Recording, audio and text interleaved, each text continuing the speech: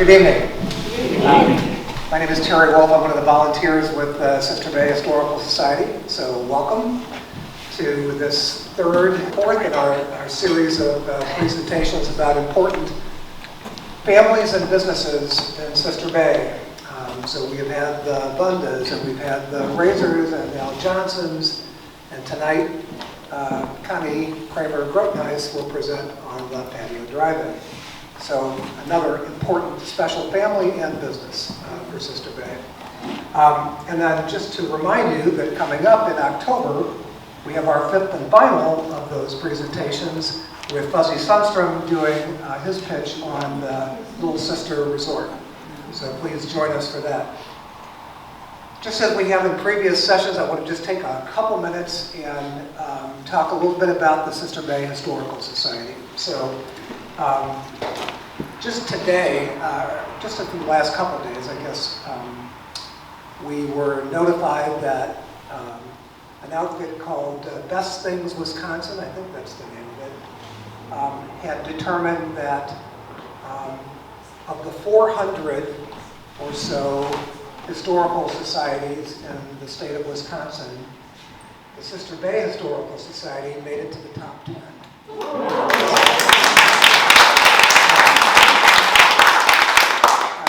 I don't know all the criteria that they used, but we're happy to be on that list. Better to be on it than not. And actually, it is the only historical society in Door County that made the list. So, a tribute to the hard work of many people who make this place go.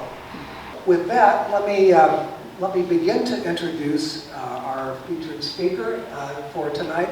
So I am not a local, but many of you are, I know. So I don't need to tell you how important and well-respected the Kramer family is in this area. And there are businesses that we can trace back to the Kramers, a number of important businesses. But tonight we're here to talk about one of those businesses that has been near and dear to many of us, and I'm going to include me in that. Because when my wife and I used to come up to Door County, we looked forward to being able to take our 3 hungry sons for a meal without spending an arm and a leg, and getting a very good meal at that. So I know you all have your own memories of Connie's and the patio, and in fact, I was eavesdropping on some conversation as this program was getting underway, or getting started, and I know that Connie has talked to some of you and remembers some of your orders.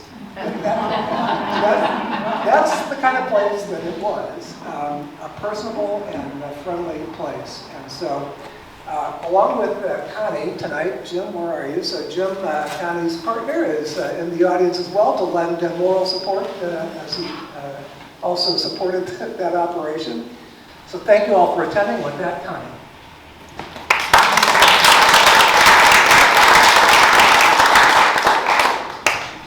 Thank you, Terry. I'm going to mention one thing before I get started, and that is I have a tendency when I'm holding a phone or something to pull it away from my mouth. So if perchance I start doing that, please, in some way indicate. I also do have a few announcements that I want to make before I actually go through my presentation. We have some refreshments afterwards. We have root beer floats that Jim and I are providing, and Yvonne Wilsey has graciously offered to help with that project. So you're welcome to stay after and have a root beer float. And we do have regular root beer and diet root beer if some of you have to have the diet. I'm assuming that most of you are here because you want to learn something about local history of this area. The Historical Society sells books about local history, and they're on that table. They have many different books available, but I just want to mention 2 of them, and nobody asked me to do this. This was on my own, and I have read both of these books. This was the one that was put out for the centennial of Sister Bay, and I think it's worth reading. You're here because you want to know something about local history. Many of you grew up here, but many of you didn't, and it's definitely worth it. There is a picture of my father in a parade and a fall festival parade on horseback. And there is mention of our business too. The other one that just came out this year was put out by the Liberty Grove Historical Society. And this also is quite interesting. And on top of that, my grandparents owned a business in Ellison Bay, so that is referred to. My grandfather, when he came up here, he did cheese making, and so there is some reference to that as well. So yes, there was something relevant to me, but I think it's relevant for you too, to learn something about some of this local history. And like I said, there are other books available as well. Also, the tours. If you have never taken a tour of the Corner of the Past, I would suggest that you do it. I've taken it a couple of times. I have had some of my employees take it. I took some friends last year, and this was very interesting because we had a very long tour. And Darlene Culp was our tour guide, and I asked a lot of questions. And when we got home, my husband said, "Did you go somewhere for ice cream afterwards?" I said, you know, I told them that's exactly what he was going to say. I said, no, we did not. I just am good at asking questions, I guess. So anyway, I would strongly recommend it. And if you have friends, relatives coming up, it's inexpensive. Children, I guess, are free, $10 per person. Do it, you know. Also, I have a couple of recipes that I typed up, and my brother-in-law, Jim Springer, is going to pass those out after, because I don't want you to be distracted with looking at the recipe. And I want to thank you for coming. So, the end of an era. I'm going to preface this with a little history about my family. I'm the fourth child, third daughter of Willard and Clarissa, many of you knew her as Clarissa Kramer. My parents were dairy farmers, and my father picked up additional work at Master Freeze Corporation, which is in the location where the Door Hotel is now. And then it became the Walkway Shops, and then it became, from Master Freeze to Walkway to the Door. And he also worked at J. Cadanco Excavating, and many of you who are local would be familiar with those names. My mother began her restaurant work at Rudy's Bake Shop and Grill, which later became JJ's Restaurant, which recently sold. She started working there part-time when my younger brother, who's 4 years younger than I am, was 3. That is where she gained restaurant experience and short-order cooking experience. If some of you grew up here, I think you remember Rudy and Betty Bockelman, the owners and operators of Rudy's Bake Shop and Grill. Also, I'm the granddaughter of Melvin and Mabel Kramer. For a number of years, they were self-employed, operating the Norland Hotel and Cottages in Ellison Bay. That was a seasonal resort operating on the American plan where 2 meals were provided to guests. The resort was in Ellison Bay. After they sold the resort to John and Elsie Harding, John converted the property to condominium units. I think Grandpa and Grandma were a little disappointed that they didn't continue the operation, but once you sell something, it's not yours anymore. My maiden name Kramer is of German extraction, and it means peddler or merchant. I guess my history would indicate that the Kramers, who settled in northern Door County, were living up to that name. Not only did Grandpa and Grandma Kramer own their own business, my dad, Willard Kramer, also had an entrepreneurial spirit. I know he could see that it was difficult to scratch out a living as a dairy farmer milking approximately 20 Holstein cows. Having a cherry orchard, which my parents usually said, usually about 1 in 10 years is profitable with the cherries. And working in the off-season to supplement the farm income. He was always thinking of ideas, of ways of going into business. His ideas didn't stop with him. They included Mom as well. For a while, he thought about having a farmer's market.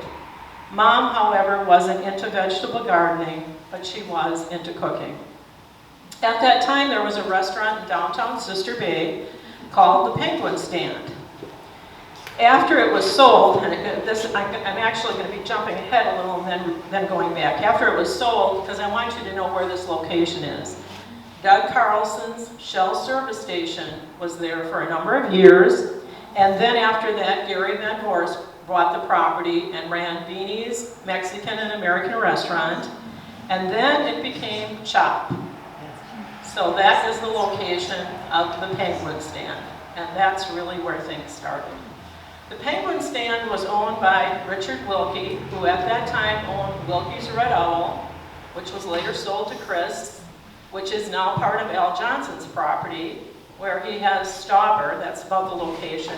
So that was a Red Owl grocery store, and he also owned Wilkie's Furniture Store, which became the boutique for Al Johnson's, and he owned the Penguin Stand. Well, the Penguin Stand was leased out to Al Johnson's sister and her husband, the Liptrots, and they were from the Chicago area. They ran it for, I believe, 3 seasons. They did not have, I don't think they had a grill, they didn't have a fryer. It was pretty much soft serve and soda, so it would be, dessert type things.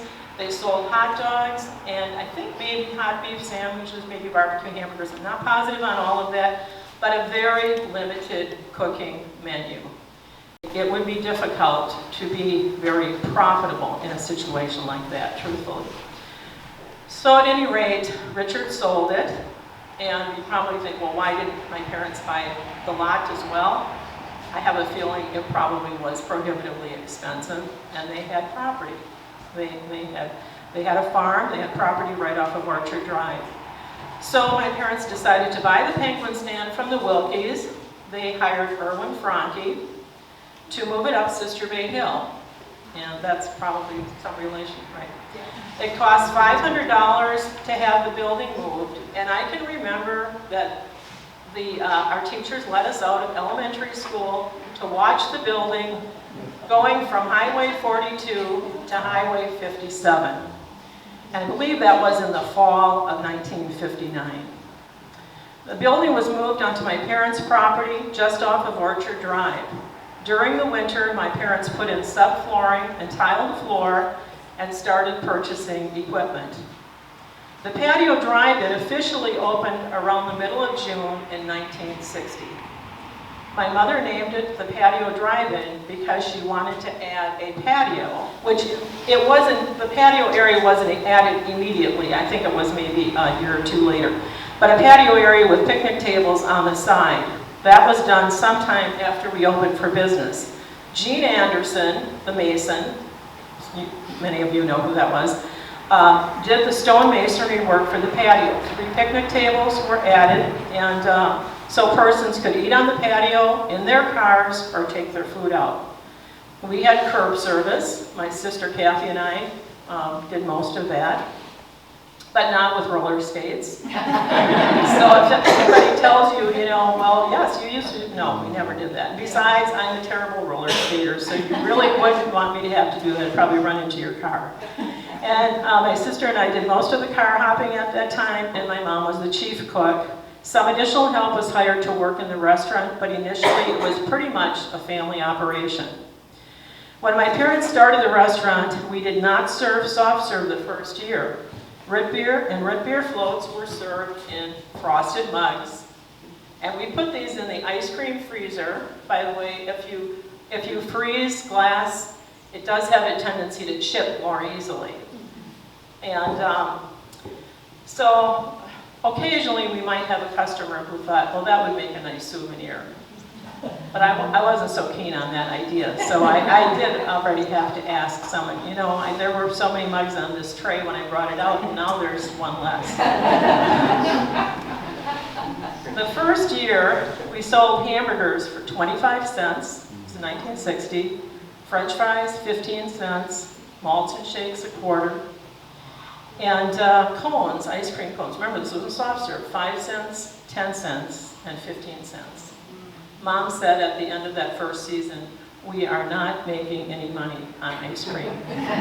So I think we doubled the price on the ice cream, and it's still, and you will see later on, I have an invoice that you will see what I was paying for ice cream in 2015, and you'll be a little bit surprised. But the quality of bulk ice cream is much better than if you go to the grocery store and you buy used to be a half a gallon, remember, now it's 48 ounces. But if you buy that or you buy a gallon, it's not the same quality. And I had one international student who literally asked if she could order a 3-gallon tub of butter pecan ice cream, which I sold it to her, and she was eating that like 3 meals a day. Until it was gone, and it didn't really last all that long either. So I think by the second year, they picked up a soft serve machine. That made making malts and shakes a whole lot easier than having to dip that ice cream. For many years, now I've got a picture a few pictures. Yes, there is I'm on the second one from the left. My sister Kathy, who is a year older than I am, by the way, always was smaller, is next to me, and that's Sheila Lagerquist and her sister Rosalie, and you can see the price of a cheeseburger is 30 cents. Okay, and next one. And that's my mom in the kitchen, probably right around that time. And the sign up above says, Big cones. okay, and by the way, this name tag thing came from the Eat It All company who makes cones. And I had this for a long time. Okay, next. Okay, that's my sister Kathy, and that you can see curb service. And that was what the carport looked like at that time. You can see the vintage automobiles as well. For many years, the restaurant was open for lunch and into the late evening. The awning in front of the building was added either the first or second year of operation. Because the building faced west and was surrounded by windows, with windows on 3 sides, it was very hot in the afternoon. We didn't have air conditioning in the kitchen. We never had air conditioning in the kitchen. The awning did help considerably. I remember my parents riding around the eastern part of the state and checking with other operators of drive-ins regarding things that they were doing. That is where they were able to get information about having a carport installed. And it seems to me like the person who sold it, I think, was from Hilbert, Wisconsin. We didn't have problems with the carport until the late 90s, and it came down. And here it's being repaired. The outer part had to be replaced. We were able to save the grids underneath. And Town and Country Builders, I think it was, out of Sturgeon Bay, did the work. So that's one of the photos. And then the other one is, you'll see it being raised. So when the drive-in started, there wasn't sales tax in Wisconsin, which made things fairly simple. And this is quite a few years ago.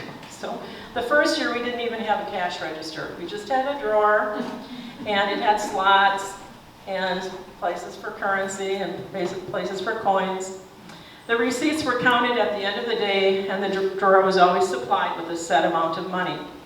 I think in 1960, our best day was $150 in sales. But now keep in mind those prices, 25-cent hamburgers, 30-cent cheeseburgers, so on and so forth. Okay, the next year my mom bought an old cash register from Smith's Restaurant in Ephraim, and this is a picture of it. It resides now in the shed over here. We donated that to the corner past when we were going out of business. You could get up to $1.95 in sales on that. So, needless to say, it wasn't used for a real long period of time, but we did have it on display in the dining room for quite a while. And by the way, Joe's Barbershop in Sturgeon Bay has a similar cash register. It's a little bigger, and it goes up to $8 in sales. So anyway, that's one of the things you would see on the tour, as the cash register. We also had a 5-stem malt mixer. This is it. That my parents purchased from Al Johnson's restaurant. This was pre-Inger time. This was pre-goat time. And I think he didn't feel like he had a need for a 5-stem malt mixer. He wasn't probably going in that direction. So he must have approached my mother if she wanted to buy the machine. If you asked me what the price was, I would say somewhere between $50 and $100, but I can't tell you the exact amount. I know it wasn't over 100 and it wasn't under 50. So at any rate, it's also on display in that building. In 1964, when I said I would talk primarily about the drive-in, I thought I really can't talk about the drive-in without talking about the motel. So in 1964, the 6-unit motel was added. And that picture was probably taken, I think, in 65 because the sign was added a little bit later. And we didn't have a registration desk, so people would come over to the windows at the drive-in, and that's where they would register. And Mr. Tufty, who had Road America in Elkhart Lake, Wisconsin, was one of our motel guests, and he used to just walk right in the kitchen. I guess he felt very comfortable. So Donald Anderson, my uncle, who was married to my dad's sister, was a general contractor for the motel, and my father helped with the project. Lyle Lundquist did the plumbing work, and it was probably his first big job of any size. I know this was a big undertaking for my parents. They borrowed from both of their fathers, Lagerquist and Kramer, and also from Production Credit Association, and had to use as collateral cows, their milk cows. That always bothered my parents, that, you know. So anyway, before they started the motel, they went to a couple meetings at Gibraltar High School where other lodging owners offered insights on running a lodging property. I remember they reported back to me that they asked one of the presenters, I wonder what type of client we'll get. The presenter said, what type of person are you? That's the kind of customer you're going to have. And it's pretty accurate, I would say. My parents were also grateful for the referrals that were done by other motel owners, particularly Henry Shea from Village Green Motel in Ephraim, and Max Fletcher, who had Hotel du Nord in Sister Bay. It helps to have recommendations from established businesses. Gradually, they were able to build their own clientele, and it was good to see the same families coming back year after year. But one thing that was hard on motels was condominiums. When condominiums came into play, families were more apt to go to the condo because you had a kitchen, etc. Dad was also encouraged to plant trees on the property. So you see what it looks like there? Eventually you'll see how it has changed. Ultimately, those trees grew and provided a lovely park-like setting for guests. The 1960s were a busy time for my parents. Besides adding the 6 motel units to the property, in 1966, Dad, with the help of my sister Carol, added a riding stable to his multiple businesses. Now remember, this is a man who is never short on ideas. My sister had just graduated from college, and it was named after her, but she did not have any ownership in the riding stable, but she did help Dad get it established, and she always had a fondness for horses and animals. So, okay, let's see where we are. Okay, Trudy Combs helped a lot during her high school years. She was a big asset as far as the stable was concerned. In 1966 or 1967, 2 additional motel units were added.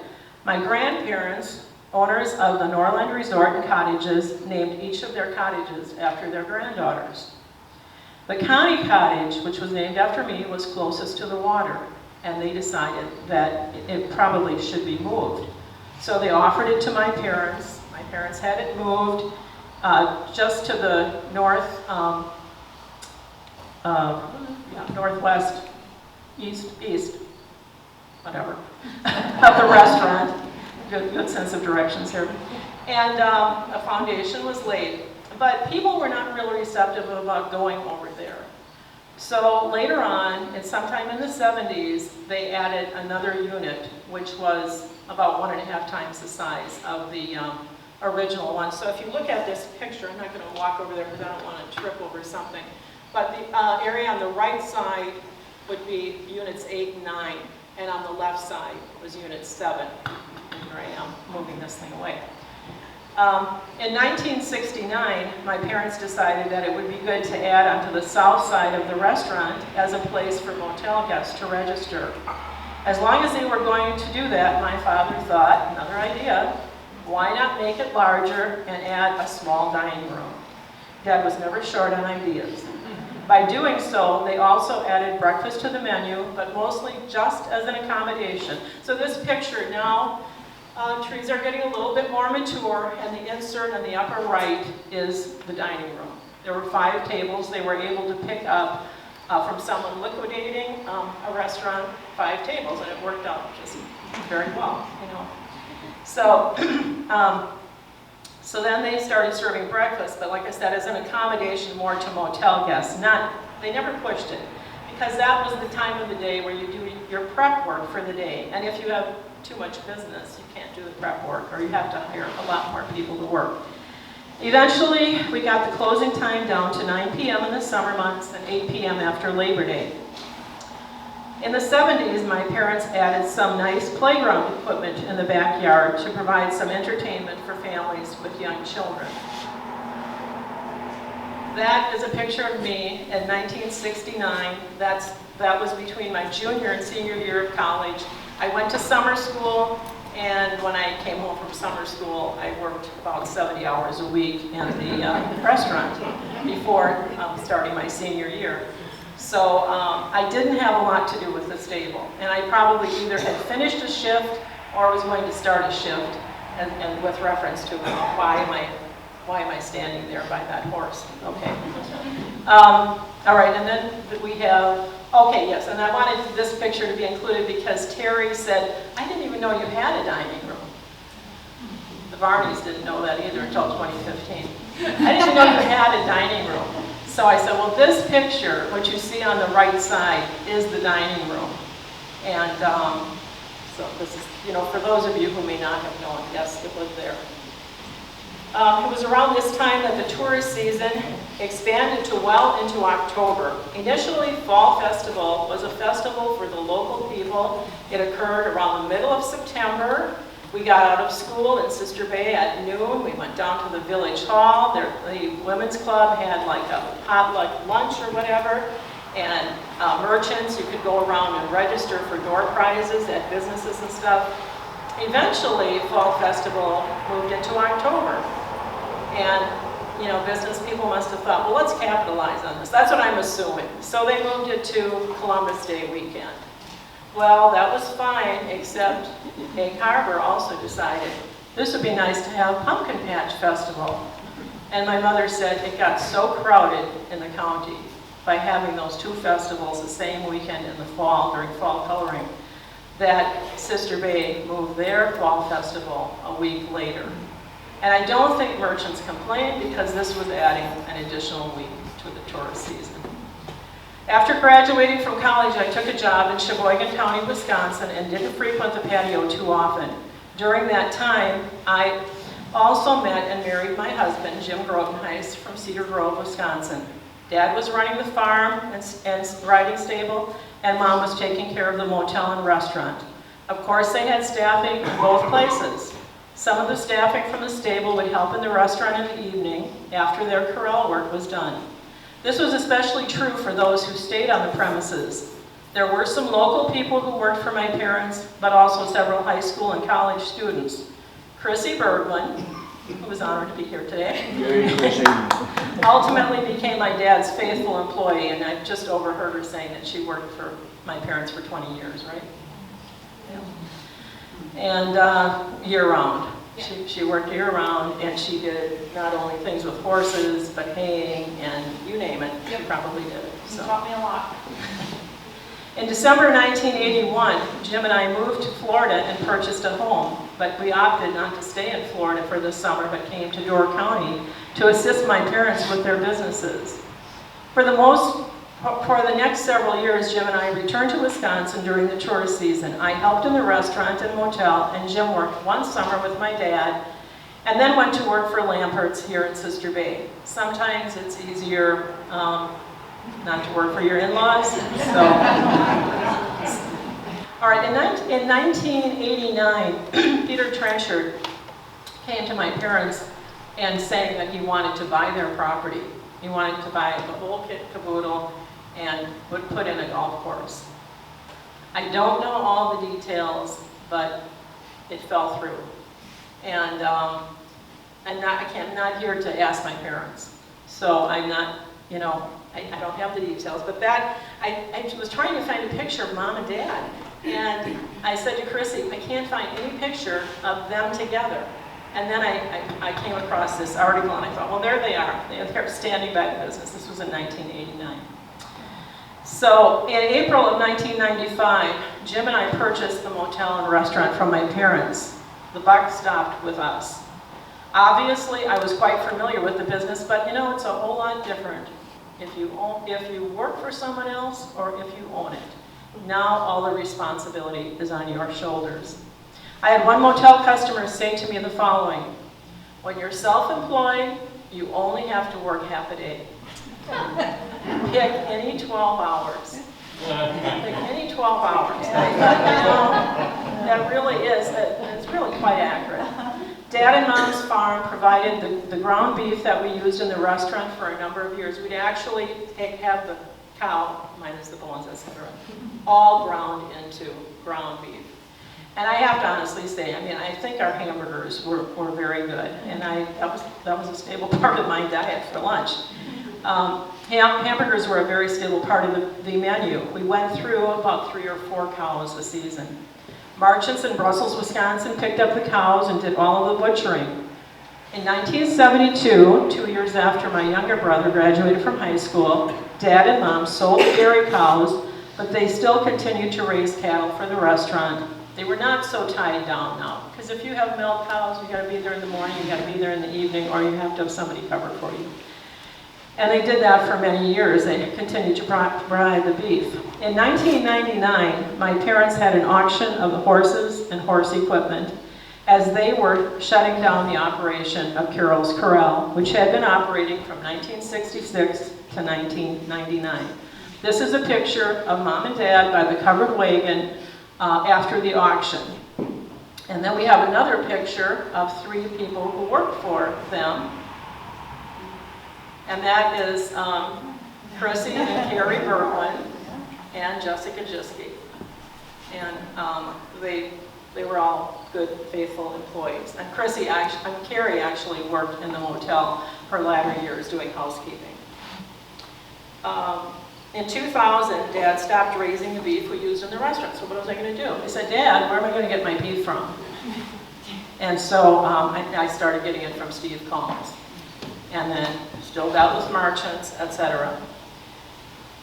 Because I thought, one time I tried ordering from a distributor, and I thought, I can't stand this meat. There's absolutely no way I'm going to use this meat. I know other businesses up here are probably using this kind of meat, but I am not going to use this. So we were able to continue to get grass-fed beef, which was a good thing. When Jim and I took over the business in 1995, Jim continued to work at Lampert's while I ran the motel and restaurant. Now my mom became my employee, but thankfully she didn't have to put in the hours that she did when she owned it. It was good to have her expertise around. We made some changes to the menu by adding more homemade soups and some daily specials. We did more dining room business, but never pushed that aspect of the business, because it was more profitable to put the food through the window than it was to put it through the dining room. And it didn't have to deal with dishes when it went through the window, except when we had mice. So I think the dining room was a welcome addition for motel customers and restaurant customers in the fall. In the summer, people prefer to be outside. This is Wisconsin. You've got a limited period of time when you can be outside. Besides our family, my parents hired Charlene Apple Rice. Many of you probably knew her. She was really the first main housekeeper with a 6-unit motel. She worked there summers while she was putting herself through Stout, and she ultimately became a home economics teacher. There were a variety of housekeepers through the years. Carrie Berglund, Frankie, also became the patio housekeeper during her college years. My Aunt Verna Anderson also helped with housekeeping and in the restaurant. Bonnie Smith worked in the restaurant for a number of years as well. She also worked in the ticket office of Carroll's Corral in later years. When we became owners, we had some local help, some help from outside the area, and some Carroll's Corral employees. Doug Smith, Bonnie's son, worked for us in the restaurant during some of his high school years. And one year we had 2 girls from Sheboygan Falls, Wisconsin. Jim enjoyed that because that was from his neck of the woods. Linda Bergman filled in especially in the fall. Staffing was always a bit of a challenge until the international students came on the scene. And what a blessing for Door County businesses. John Hill was managing the inn on Little Sister Hill. He called me and asked if we could use any help because there was a young man from Belarus, which I'd never heard of Belarus before, I didn't even know where it was, and who was looking for a job. And he thought that Vadim would be a good fit for us. I made some calls regarding taxes because I thought, I don't know what taxes I'm supposed to take out. You don't take out Social Security, but you do take out federal and state income taxes. So we hired him, and he worked out very well. And then we also hired a French girl, Marie, and we put her up in one of the small motel units, and she was just with us for a couple of months. And John Hill from the inn on Little Sister Hill told us that he could house Vadim, so that solved that problem. This is a picture of Vadim and Marie. It was also in 2000 that we purchased our first computer. We're getting to be a little bit no tech to low tech. I said to Vadim when he was leaving, I know you won't be back next year because you will be graduating, but I'd like to know how I could get someone like you. He said, you have to get a computer. You've got to be able to communicate with these young people. And so it kind of forced us to take that next step. We also dealt with some organizations out of the Chicago area, CCI and Spirit Exchange, to get our international students. We would make job offers for 3 full-time employees, staggering arrivals and staggering departures so that we would try to cover all the gaps. From 2000 on, we became pretty dependent on international students to meet our staffing needs. Initially, most of them came from Eastern Europe and Russia. The last 5 years of operation, we were getting some from Asia. We had primarily China, but then also Taiwan and Mongolia. For the most part, they were pretty fluent in English, with the exception of a small minority of them. I'll never forget the day that Lara from Belarus came in from housekeeping. The weather had recently turned warmer, and apparently she felt quite warm from doing housekeeping. In her discomfort, she made the comment, I feel like a beer in the Sahara Desert. And I thought, what? What is she saying? All of a sudden, lights went on. I feel like a bear in the Sahara Desert. So then a girl from Slovakia, she said to me, what is a butter pickle? I thought, butter pickle? Butter pecan. Butter pecan. It was actually kind of fun trying to figure out what they were saying. In 2001, Carol Mullaney, who owned the Voyager along with her husband Jim, had recently purchased Keita Steve's house. You remember where that was? At one time that was owned by Emil Lundquist and then Keita Steve's. And Carol contacted us and told us that she had housing available for my employees and her employees, which worked out very well. And we continued that arrangement. This is from 2001 until the time that we sold in 2015 and she sold in 2016. Interesting. So that was walking distance. It was only about a block away from our business. Jim would mow a path, and then on top of that, Ken Hollenbeck, through bridges and actually on his own, provided bicycles for these young people, and many of them had 2 jobs. You probably wonder if we still stay in contact with any of these students. There are 2 of them that we do. We stay in regular contact with Natalia from Ukraine and Daisy from China. And this is a picture of Daisy. We had in our dining room the international map. This was Jim's idea. We had pictures of all of our international employees from the year 2000 on, and underneath was their name and their city and their birth date, and then there were strings that would go to their country of origin. So Daisy is pointing to her picture, and she's from China, and like I said, we still stay in contact with her. Then also, Natalia, this is a picture of Natalia painting the door. Natalia did a lot of painting for us. A lot of it. And there was a lot of painting to be done at the patio, believe me. every year you better do some of it, or it would be insurmountable. We did hire some painters as well, too, especially to paint the 6-unit motel building. But smaller projects, windows, doors, whatever, those would be, I would have some of my employees do them, the ones who were a little neater and more capable of handling the task.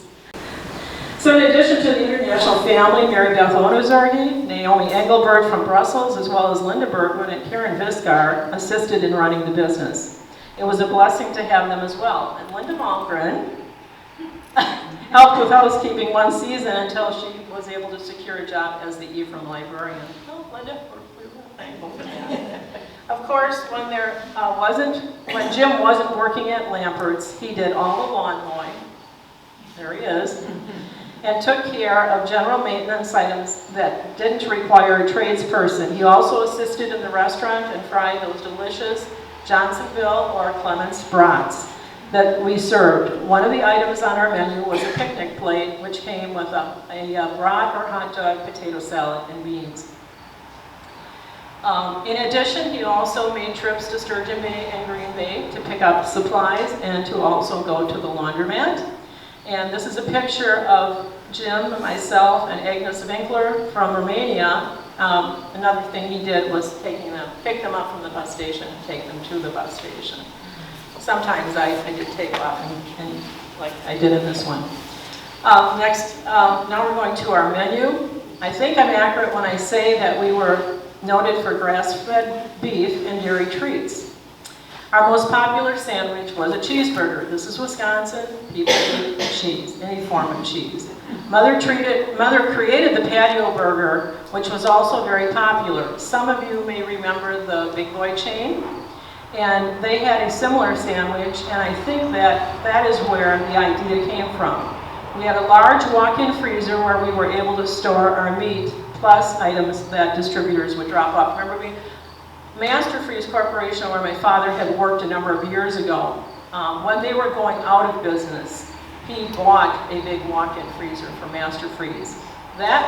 We used that for probably over 40 years, and then replaced it maybe around 2008 or something like that. I think we have a copy. Yeah, this is a copy of the menu from 2015. So this gives you a little idea of the items we served, the prices at that time. Of course, if we were still in operation, we probably would be charging a little bit higher prices, just like everybody else. So I'm not going to go over the items on the menu, but we had menu boards in our windows at the drive-in. And that is an invoice from Northern Door Dairy in 2015. I want you to take, if you can see it, I want you to take a look and see what we were paying for 3 gallons of ice cream. It was over $30 a cup, over $10 a gallon. And most of you probably aren't paying anywhere near that amount when you go to the grocery store today, because you probably buy whatever is on special, just kind of like what I do. But at any rate, just to make you aware that just because you have a restaurant doesn't mean you're paying less money. But the quality, like I said, was definitely better. I also have available, Jim Springer will hand it out later, a copy of our homemade chicken soup and our barbecue hamburgers. And the Varneys, who were faithful customers through many, many years, are sitting in the front row here, always ordered barbecue hamburgers. And we were close to the time of selling the business, and I thought, why don't I just type this up and give them a copy, for heaven's sake? So I did.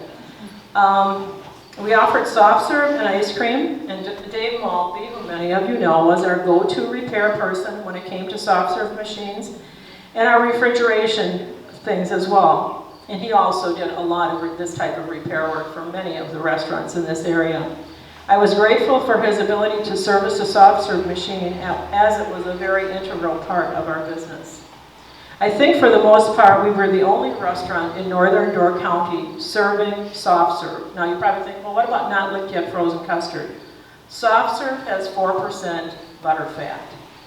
Custard has 12 or 13, something like that. So they're not the same thing. They're not one and the same. Soft serve is really more like ice milk in terms of the butterfat. Our malts and shakes were very popular, and we served 5 different flavors of them. We also made a pretty fancy banana split, which went in one of these boats.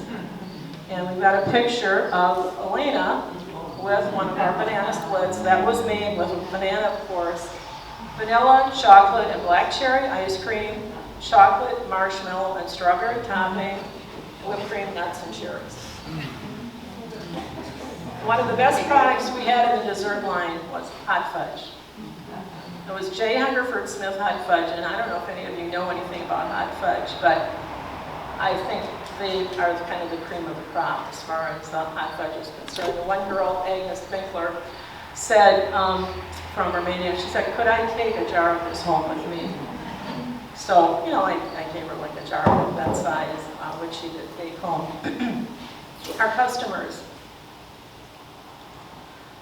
I will first mention a little bit about our motel customers. When we purchased the business, thankfully we didn't have to start fresh. There was a client base that we could work from that my parents had had. My father encouraged advertising that we had ample parking for boats and trailers. That was a good idea. So that helped us to get fishermen from Minnesota and Wisconsin and Northern Illinois. The ones from Minnesota, when they fished, they kept the fish and took them back. The ones from Northern Illinois, it was catch and release. The ones from Wisconsin, I think for the most part, they would keep the fish as well. So it was kind of interesting, the different perspectives. And even though Minnesota is a land of 10,000 lakes, they could not get the same type of fish up here in Minnesota as they could get up here. So some of our customers like the quietness and the nostalgia that our place offered. We still stay in contact with a couple from Bruce, Wisconsin. This is a small town in northwestern Wisconsin. They started a drive-in movie theater about 15 years ago, and they just recently sold that in Chautauqua, Wisconsin. And they would stay at our motel every fall, eat in the restaurant quite frequently. We still see them. We maintain contact with them about twice a year. We see them in Florida, and we're going to see them on September 18th. They have a copy of our menu posted at their house. So it just tells you, obviously. But anyway, it's nice to maintain some of those contacts, and they like the nostalgia. Paul is very much into old things. And then the very last customer we had in the motel was someone who came every fall, a single man, and he also liked the quietness of our place. So he was my last motel customer, period. We had a regular group of antique vendors that would come for the Lions Club Antique Show, and a regular group of vendors that would be here for Fall Fest. And we were honored to have the winner of the Red Jacket from the Red Putter stay at our motel on 2 occasions. And he was from, I think, North Carolina. He and his brother would go to these mini golf tournaments. And it was kind of interesting. So we said, if you win, come back and we'll give you a patio burger, and then had a picture taken with him as well. Another group of people that we had were workers. People working on the highway. One summer we had a group that was working retrofitting the high school, and they were with Johnson Controls. And I liked getting the workers because they left early in the morning. They were gone for the day. It was very easy to get into their room and clean it. You didn't have to wait for them to get out. And many times it was one person in a room. You would give a special rate, but truthfully, easy type of clientele to have. Every year we would send out a spring mailing along with some coupons in April to our motel customers. Our main customers in the restaurant were local people, or people who had summer homes and came back year after year, or people who might be staying at Aqualand Campground or in the North Bay area. And I've got a couple of pictures here of some of our customers. I think you recognize Fred and Delphine. And that is Fatma from Turkey, who was serving them. Got another picture here. Do you recognize these kids? Yeah. These are Tim's children, Zach and Emma. Tim lived about 2 blocks down the road from us. They probably came on their bicycles, and they're sharing a sundae at the patio. I thought it was kind of a cute picture. And I don't think Tim knew that I even had that. I want that. Okay. All right, Roger and Dolores Lent. Many of you know Roger and Dolores. Roger was our milkman for 17 years. But they also owned a small motel in the Fish Creek area. Well, they were frequent customers, and one rather funny incident occurred on a Saturday when they came for breakfast, and we were very busy, all the tables were full, and I think even 2 parties were sitting at our bigger table, and we were running out of eggs. And I thought, uh-oh, what are we going to do? I'm waiting on tables, my mom's cooking, we can't run to the grocery store. Dolores went to the bathroom, and I said, Roger, would you go to the grocery store and pick up a few dozen eggs for us? And he did, graciously did. But he also would frequently call if their motel wasn't full or something, and, you know, would you do a referral? So it was kind of a, you know, exchange type thing. But yeah, sometimes you just have to call on a customer to help you out. So seasonal people who had summer homes were customers. The restaurant was a fair weather business. When the weather was warm, business was better. When the weather was inclement, it wasn't so great. And I had an expression that I like to say, all quiet on the western front, because we faced west. If there was no traffic and no customers, that's what I would say. So one of the girls from Ukraine, when she left, she gave me the book, All Quiet on the Western Front. Some of you have probably read that book. But I thought it was kind of cute on her part. I think she said she had had that for one of her classes. So when we purchased the business, Orchard Drive connected with Highway 57, and this is what it looked like. All right, this is Orchard right here, and this is Highway 57. And you can see Orchard goes into 57, or you could come off of 57 and hit Orchard. Well, probably wasn't the safest thing in the world.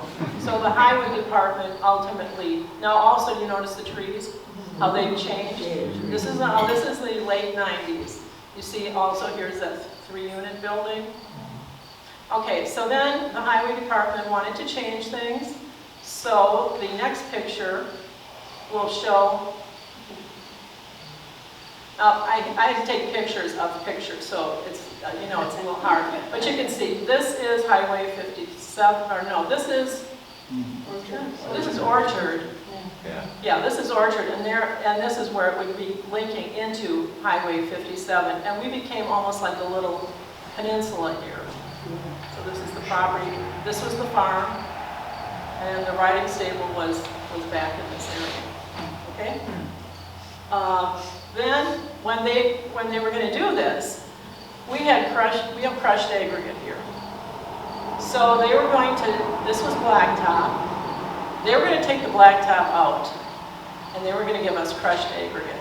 Well, that's not exactly what you would want, because some people wouldn't even come to our business because we had gravel, and that creates dust. So my mom said, why don't you go out and talk to the engineer and see if you can have him just keep it the way it is, which is what he did. So thankfully, she had the foresight, wisdom to encourage me to do that. Okay. All right, how do you know when it's time to quit? Well, when you're in business, you don't go into it with the idea, I'm going to quit someday. But you know eventually that's going to happen. So one time I asked my father's sister, how did Grandpa know when it was time to quit? And she said, well, he just had to hire for almost everything. And so it was probably more cost prohibitive to keep running the business. Another time I had some customers in the restaurant, and I don't know how we got on the topic, but I just said, how do you know when it's time to quit? And the man said, you'll just know.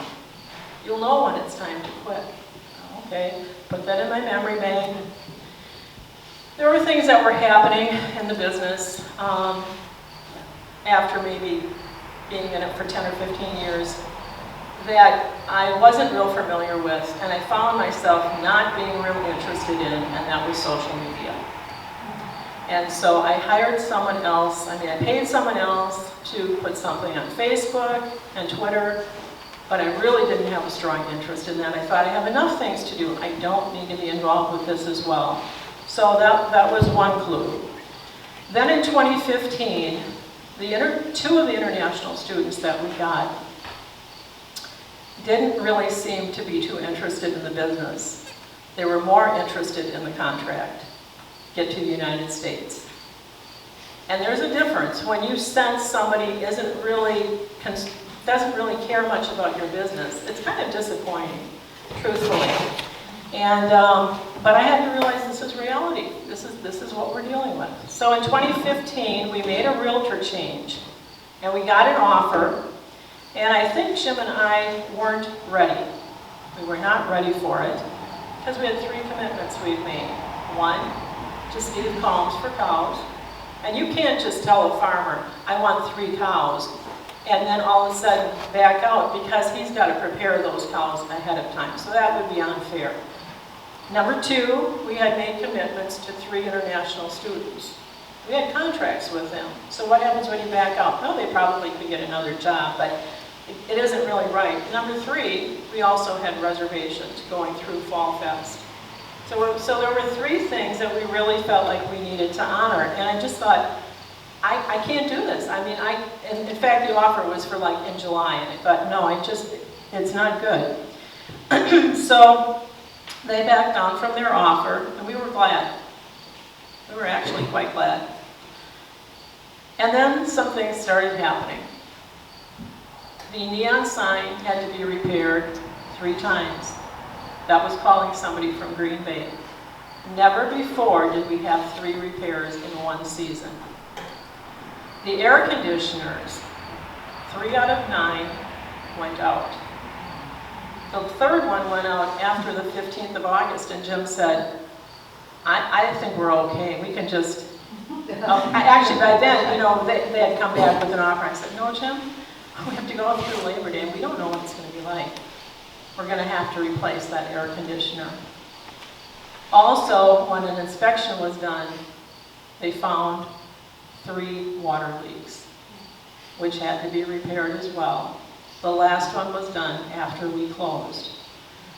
And on top of that, many times I'd go into a motel room and I'd think, another thing I would see, and it was like, okay, I get the message. I'm starting to realize you will know when it's time to quit, because it seemed pretty obvious to me that it was now, we started with the offer, we didn't want to sell at that time, and now it seemed like yes. So when they came back, same people, when they came back with a closing of October 26th.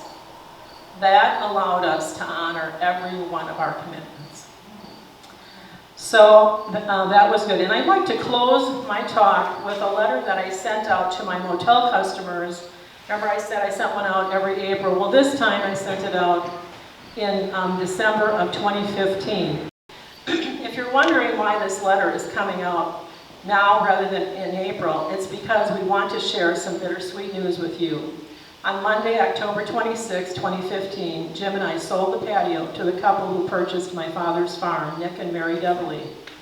On the one hand, we're glad to be relieved of the responsibilities, the maintenance for Jim, and the opening and closing activities for me. On the other hand, we will miss you, since we have been doing this for 21 seasons. I remember a remark my mom made when we purchased the business from my parents. She said, "You won't get rich in this business, but you will meet a lot of nice people." She was right. Being a seasonal business, the income generated comes over a much smaller period of time. However, being a seasonal business also allowed us to be in Florida in the wintertime. Although we didn't have all the latest bells and whistles, we wanted to provide a clean, quiet place that was conveniently located, but away from the congestion which can be a part of the downtown area. Of course, that keeps getting worse. We wanted to provide a place that would be peaceful and serene. My father planted the trees. You see flowering crab, birch trees. There were nice big maple trees as well. On the property, I always thought the place looked so beautiful in the spring when the flowering crab trees were in bloom, and in the fall when the maple trees would color the landscape with their brilliant foliage. And that's a picture of one of our international students by the flowering crab. Many times I felt like the place seemed more like a town park than a motel and restaurant setting. We wanted you to come here for a rest, to relax and enjoy the beauty of God's creation, to get some fresh air, to get away from the hectic schedules that can come with complicated lives. We hope that we were able to provide that for you. As for Jim and me, we purchased a condo less than a mile from the business. We knew that we didn't want to spend our summers in Florida. We spent one summer there, by the way. You don't want to spend summers there if you can help it. We plan to be in Sister Bay for 5 or 6 months each year and at our home in Florida the rest of the year. I recently applied for Social Security benefits. Jim has been collecting for a while. As far as next summer is concerned, I'm uncertain if I will look for part-time employment or not. Right now, I need to put closure to things with the patio and get the tax papers organized for the accountant, and Jim and I need to begin the next chapter of our lives. Thanks for playing a part in our lives for the patio chapter. As Bob Hope aptly put it, thanks for the memories.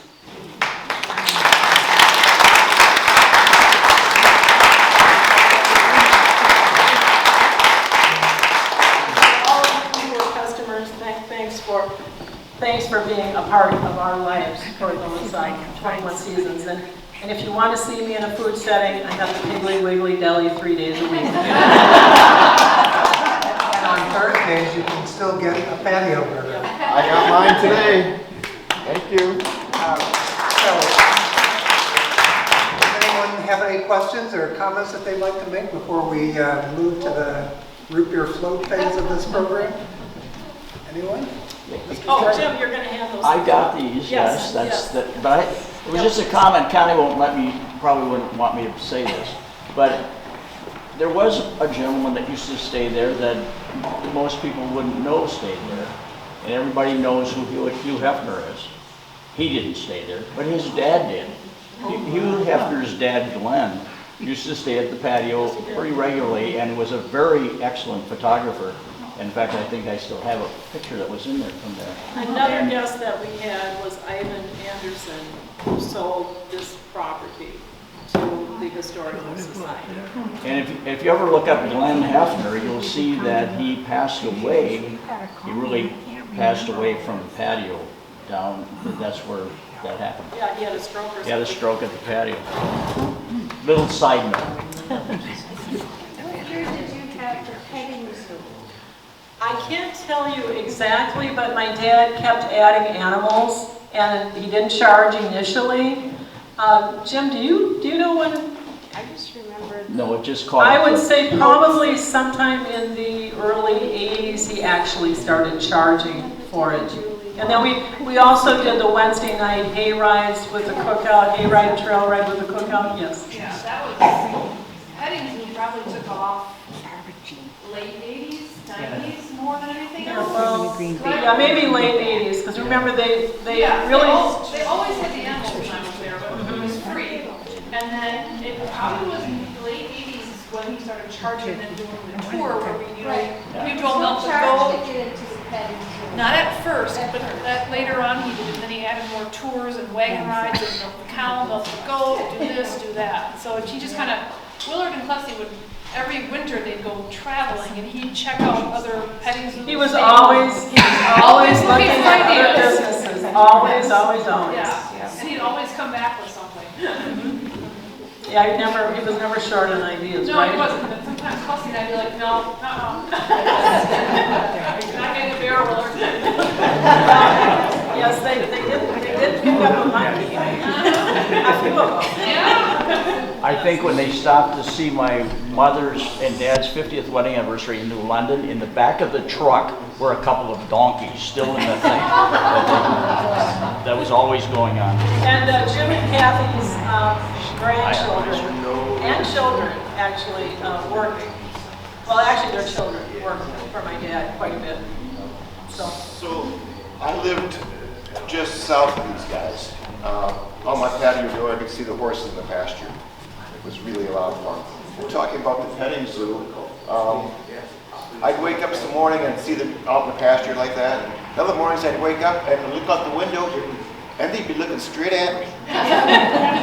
There'd be horses, there'd be goats, chickens, geese. They would get loose every once in a while. I'd go over to my property, hang out. I'd walk them down my driveway, down Orchard Road, up past the patio, knocked on Willard's door and said, hey, Willard, you gotta fix the fence again, they got loose. So, that happened a dozen times. I'm sure. And every time it was just, it brought tears to my eyes. All these critters hanging out there. A cute story was in the paper, in the Door County paper, kind of in the front page was a picture down by Al's with the, the water behind the restaurant there. And there's these weird ducks down there. And they had this story about these weird ducks that had flown in from Canada, wherever, and they were Willards. Once a month it happened. It was fun. There was a time I was home visiting my parents on Maple Drive, looking out the back window towards the field that was the Wilsey farm and then abutted the Kramer farm, and Dad says, oh, geez, Willard's pool is out again.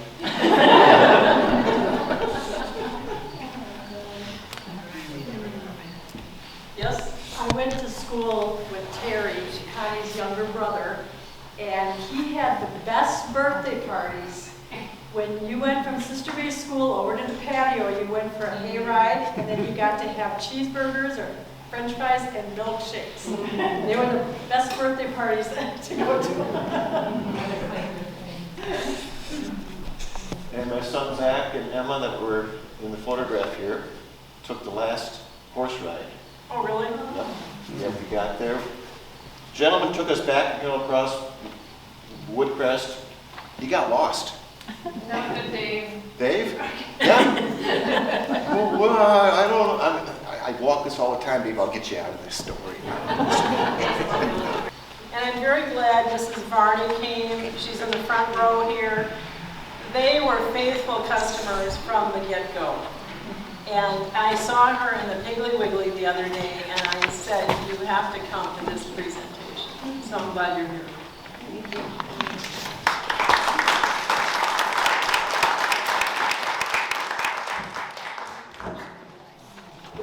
Okay, I just want to make one last Sister Bay Historical Society pitch, and then we'll move on to this next phase. But I forgot to mention when we were talking about things earlier that we always welcome new members and volunteers. And so if you are interested in being a part of the Sister Bay Historical Society, please see our friends over at the table, and we have membership forms and volunteer forms if you're interested. And remember, the books are over at the table too. Books as well. But last point is just to thank Connie and Jim for not just the presentation, but for all the good memories. Thank you.